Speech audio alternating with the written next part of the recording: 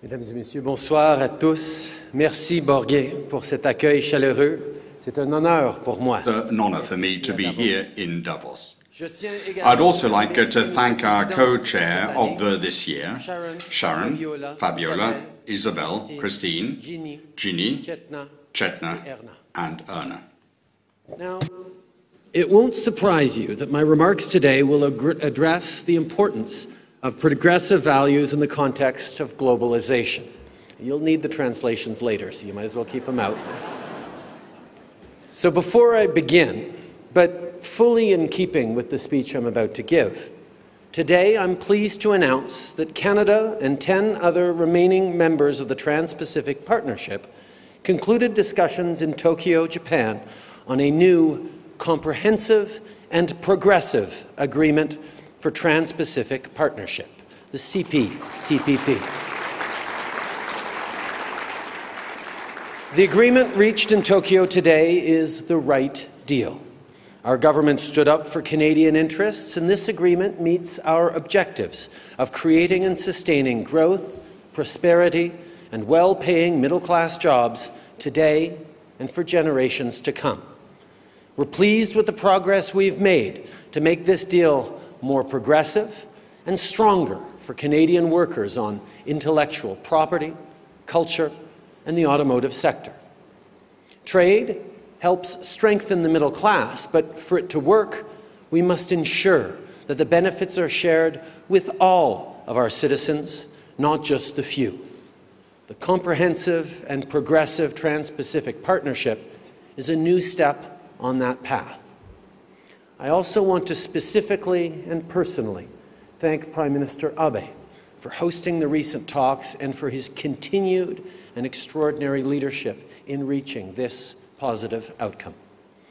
Je suis heureux d'annoncer aujourd'hui que le Canada et les 10 autres membres And the other 10 members of the Trans-Pacific Partnership, the Progressive and Global Partnership, have concluded their negotiations in Tokyo. This is a good agreement for Canadians because it will create employment and prosperity for the middle classes. We are very proud to have reached this unanimous agreement with all the partners on culture and to have achieved progress for the automobile sector and intellectual property. Thanks to our ongoing efforts, we have been able to achieve an ambitious and progressive agreement for all Canadians. But it's also a great day for progressive trade around the world. So I was last here at the World Economic Forum in 2016, a mere 2 months after being sworn in as Prime Minister.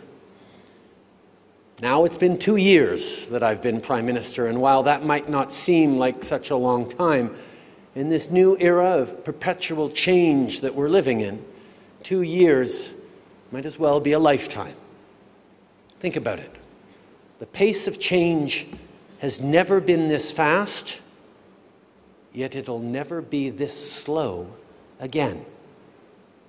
There's enormous opportunity and enormous potential in that realization. Technology has always brought such promise. A better standard of living, new innovations, remarkable products. Consider the progression from steam power to electricity to computers. But it also brings dramatic shifts in our social, economic, and political cultures. This current step, involving automation and AI as the obvious examples, will totally revolutionize the world of work, and in many ways, it already has. As business leaders, I know that you view these as both exciting and challenging achievements.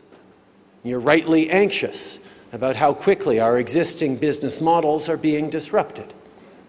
Still, if you're anxious, imagine how the folks who aren't in this room are feeling. Workers, people who aren't seeing the benefits of economic growth. Regular women and men who are trying to grab a rung on the career ladder, never mind climate. For them, technology is a benefit to their personal lives, but a threat to their jobs. Over the past few years, we've seen the ripple effect of economic uncertainty and inequality play out around the world. The unrest we've witnessed is driven by anxiety and fear. Fear of what a rapidly changing world means for workers and their families, and for those who are already struggling in the existing economy. And that fear, that anxiety, is valid. People have been taken advantage of, losing their jobs and their livelihoods. Governments and corporations, we haven't yet done enough to address this. Over the past decades, citizens and workers have been calling for change, but too often their pleas have been ignored.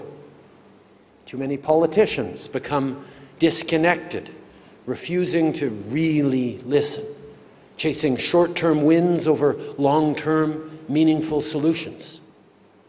And too many corporations have single-mindedly put the pursuit of profit before the well-being of workers. And the gap between the rich and the poor is staggering. And all the while, companies avoid taxes and boast record profits with one hand while slashing benefits with the other. But that approach can't and won't cut it anymore. Les gens se sentent à l'écart. They're angry, and they blame the public and private sectors.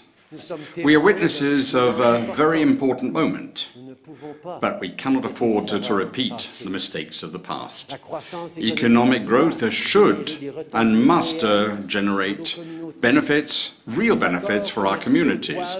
Trade agreements must, day in, day out, provide better occasions and opportunities for our citizens. And companies must take seriously their obligations towards workers, the workers who are at their service, and towards the communities that support them.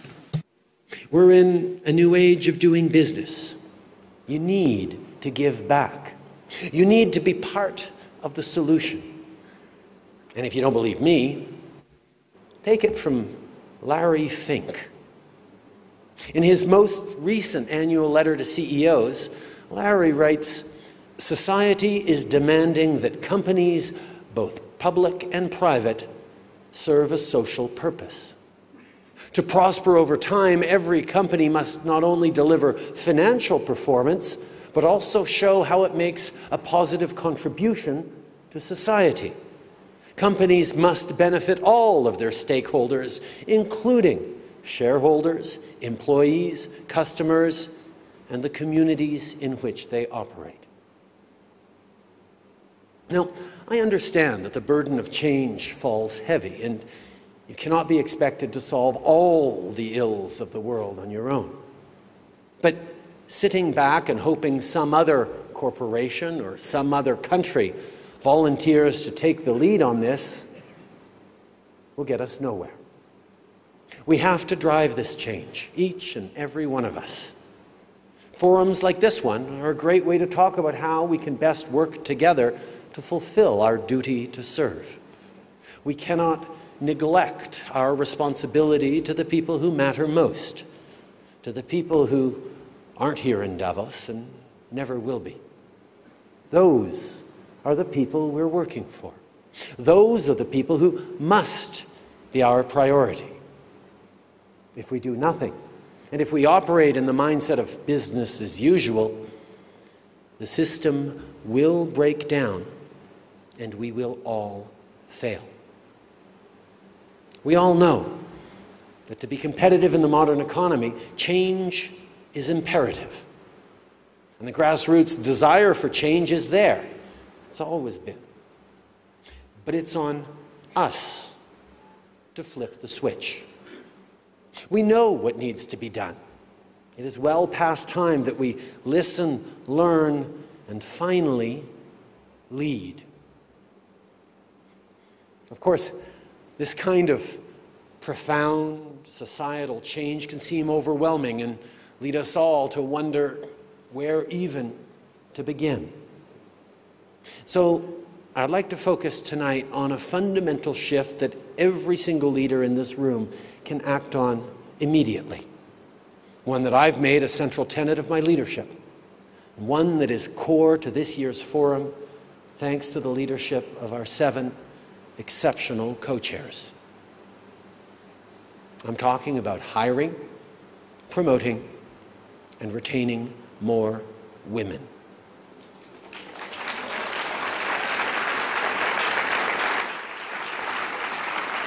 And not just because it's the right thing to do or the nice thing to do, but because it's the smart thing to do.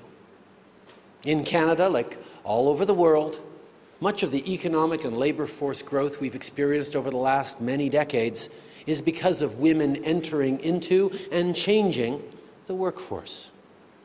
But there is still so much room for improvement and such enormous benefit still to be had. McKinsey estimates that narrowing the gender gap in Canada could add $150 billion to our economy by 2026. Research tells us that organizations with women on their corporate boards and in key positions of leadership perform better than those without. In fact, the Peterson Institute for International Economics just found that increasing the share of women in leadership positions from 0 to 30% translated into a 15% boost to profitability. Recent estimates suggest that economic gender parity could add $1.75 trillion to the United States GDP. And in China, the GDP boost could be as much as $2.5 trillion, which is bigger than the entire Canadian economy. Mesdames et messieurs, embaucher, promouvoir et retenir plus de femmes se traduit non seulement par une augmentation de vos profits, mais aussi par une plus grande diversité d'idées. En effet, l'inclusion des femmes a le pouvoir d'amener l'innovation à un autre niveau et de faciliter la résolution de conflits.